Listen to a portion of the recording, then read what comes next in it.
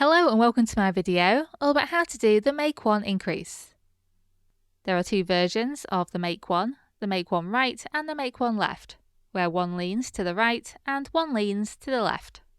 If you've done increases a fair bit, you'll know that they're often paired together on a row, and to make the knitting look as symmetrical and neat as possible, you would ideally want to pair mirror image increases together. But that's not something you have to worry about unless you're looking to perfect your knitting. As you can see, I've already knit a small amount of stockinette stitch, where I've been increasing either side of the central stitch, on the right side rows only. On the right of the central stitch are the right leaning Make 1 right increases, and on the left are the left leaning Make 1 left increases.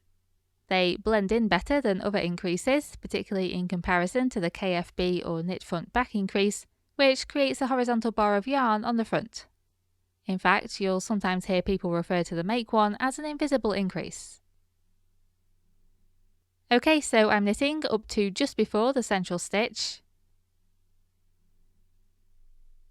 And now I'm going to show you the Make 1 right. To create a Make 1 right, you first need to find the bar, which is a horizontal piece of yarn between the needles with a gap underneath. This bar is what will turn into a new stitch. For the Make 1 right, you need to take the left-hand needle from back to front under this bar, like so. I personally remember the phrase, "I'll be right back," and that helps me to remember that for the Make 1 right, you bring the needle from the back to the front. You then need to knit that stitch. Because the stitch is basically just a yarn wrap, it is a bit awkward to work. I try and push the yarn forwards a bit to loosen it enough to get my right-hand needle into it. Then complete it in the same way as a regular knit stitch.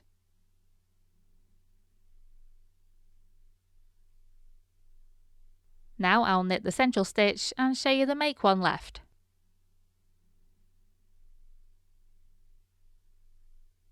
To do this, find the bar of yarn, then this time go under it from front to back.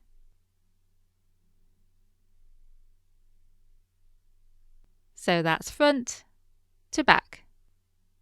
You need to knit this stitch through the back loop, which means you need to take your right-hand needle down through the back of the stitch and then complete it in the same way as a regular knit stitch.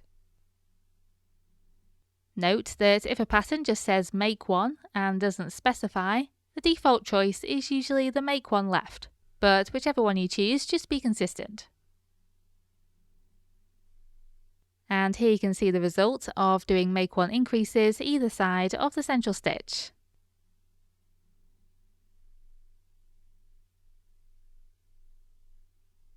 So for the Make 1 right, remember the phrase, "I'll be right back," and go from the back to the front under the bar of yarn.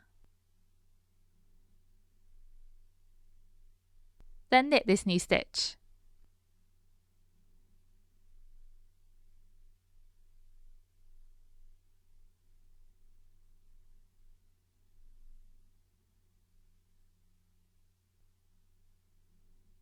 For the Make 1 left, take the left needle under the bar from front to back instead.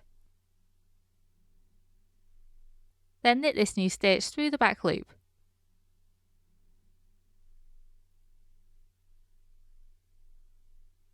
Because each Make 1 creates one extra stitch, this would be called a single increase technique. An important thing to bear in mind with this method is that you're creating a new stitch from just a bar of yarn between two other stitches. This means that you're using up 0 stitches and creating 1. Compare this to a KFB or knit front back increase, where you instead turn one stitch into 2 stitches, so it uses up 1 stitch in the process. And this is why you can't just change KFBs in a knitting pattern into Make 1s without altering the rest of the pattern accordingly. So that's just something to bear in mind. The other effect of using the bar of yarn to create a stitch is that this can tighten up the stitches either side of the Make 1 increase as well, so you may see those stitches become smaller. And you can see this in particular if you look at the central stitches in this sample.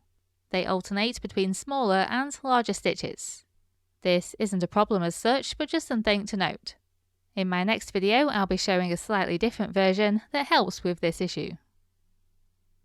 And that's it. That's how you do the make one increase. I really hope you found that useful, and thank you very much for watching.